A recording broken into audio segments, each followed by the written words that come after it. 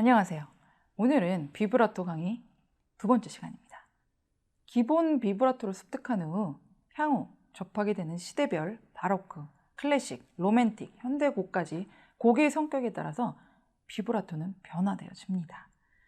각기 다른 특성을 가지고 곡에 따라 분석적으로 구체적으로 적용되어져야 하는데요. 기본 비브라토를 습득 후 여러 가지 궁금증이 생기기 시작합니다. 고음부에서 어떤 비브라토를 써야 표현이 명확하게 되는 겁니까? 어느 음역에서든 연주가 빨라지면 비브라토를 어디에 적용시켜야 합니까? 느린 음악에서는 비브라토를 어떻게 구사해야 합니까?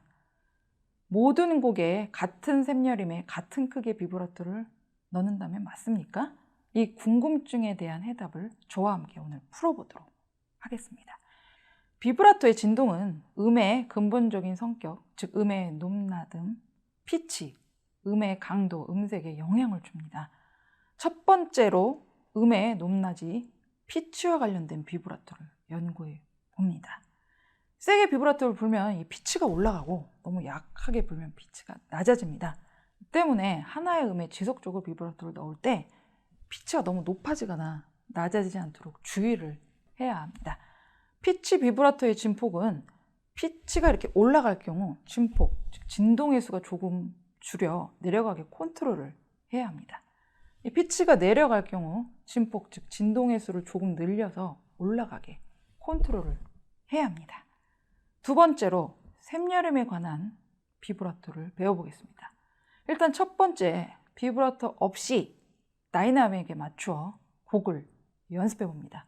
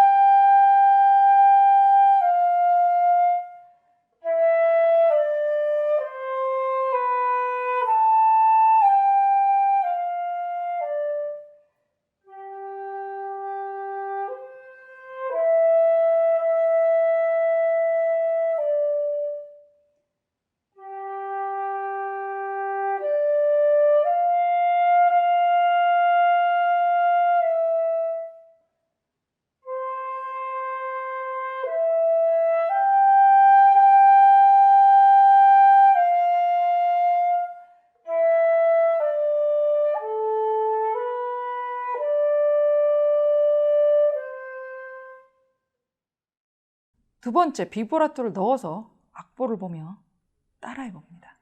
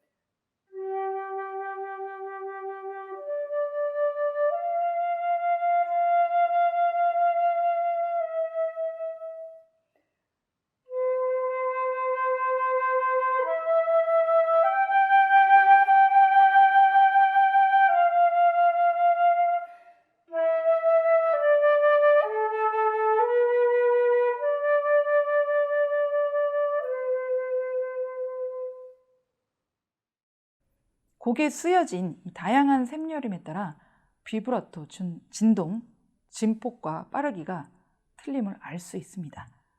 여기서 주의할 점은 숨 쉬는 곳인데요. 그 바로 앞 음은 비브라토가 없는 것을 알 수 있습니다. 그 이유는 디미니엔도, 이 점점 사라지게 되는 것을 잘 표현하고 각 프레이징을 자연스럽게 나누어지게 하기 위해 쓰는 하나의 고난이도 스킬입니다. 또한 잘 살펴보면 가장 큰 이 클라이막스 부분은 속도와 진폭이 굉장히 빠르고 좁고, 느린 부분은 진폭이 매우 느리고 넓은 것을 포착할 수 있습니다. 레슨 팁입니다. 피아노로 불 때 속도, 진폭이 느려지고 넓어집니다. 포르테로 불 때 속도, 진폭이 빨라지고 좁아집니다. 세 번째, 테누토와 빠른 패시지 안에서의 비브라토 사용법을 알아봅니다.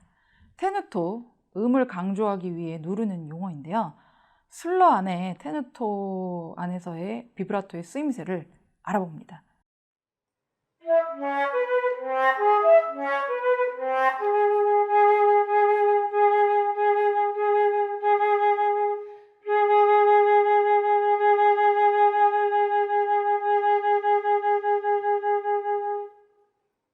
테누토의 음들은 앞에서 보여준 다이나믹에 따라 속도가 변화되는 비브라토와 달리 아주 균일하게 그리고 지속적으로 비브라토가 연주되어져야 합니다. 이어지는 테누토 음 중 중간에 비브라토가 멈춰버리면 프레이징이 이어지는 느낌이 한순간에 끊어져 버리기 때문입니다. 레슨 팁에서 보여주는 그 악보를 볼 때 인터벌, 음의 간격이 크거나 매우 낮은 음들은 지속적으로 똑같은 비브라토를 넣기 힘든데, 그 부분을 집중적으로 부분 연습하여 모든 음들이 균일하게 만들어질 수 있도록 만들어야 합니다. 마지막으로 빠른 패시지 안에서 비브라토 사용법을 배워보겠습니다.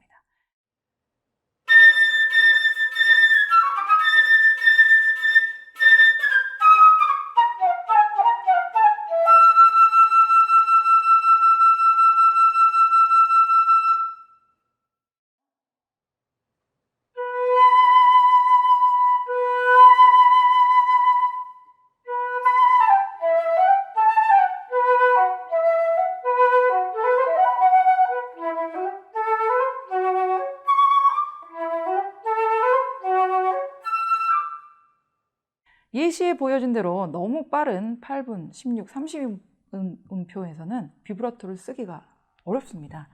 한마디를 한 프레이징으로 나누는 음악 또한 앞의 음은 비브라토를 쓰지만 뒤에 두 음은 쓰기가 어렵습니다. 그리고 빠른 패시지에서 비브라토는 진동폭이 굉장히 좁고 빠른 속도라는 것을 알 수 있습니다. 여러분들이 훗날 악보를 보며 느린 부분, 빠른 부분, 그리고 저음표나 긴 음표, 짧은 음표, 그리고 리듬을 보며 비브라토를 어떤 방식으로 다양하게 적용할지에 대한 생각을 하게 되면 여러분들의 실력이 어느 순간 향상된 것을 느낄 수 있게 됩니다. 위에 제가 언급한 다양한 방법으로 비브라토를 연습해 보시기 바랍니다. 오늘 강의는 여기까지 마칩니다. 감사합니다.